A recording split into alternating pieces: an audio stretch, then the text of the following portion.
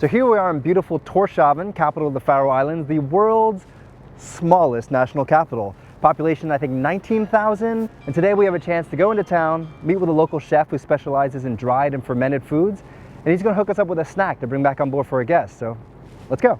Hey! Chef, hi, Francis. Nice to meet you.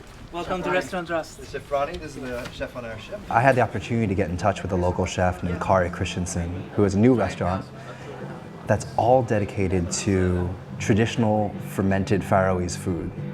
And this, I mean, I was here 4 years ago, and this restaurant didn't exist, the restaurant next to it didn't exist, the restaurant next to that didn't exist. So there is like this sort of small, it's a tiny town, but there's a real boom in the restaurant scene here. And what's exciting is it's focused on Faroese tradition and taking these ancient traditions and showing them to the world in a new way.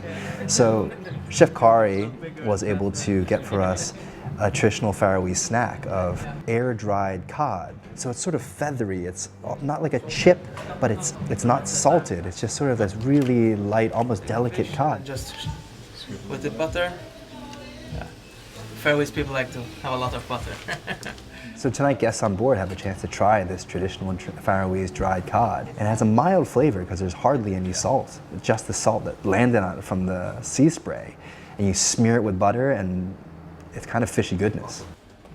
Thank you so much. We're excited for dinner tomorrow night because a fisherman that I met while I was last year in the Faroes has agreed to supply the ship with some of his seafood. And Faroese seafood is hands down some of the best in the world, and in particular the langoustines are really regarded as the finest langoustines in the world. I'm so excited to get to share that with the guests. And I think this is such an extraordinary thing that we're able to do, to go to a port in a place that people have never been and have the opportunity to call someone up locally and say, hey, can you bring us some of the good stuff?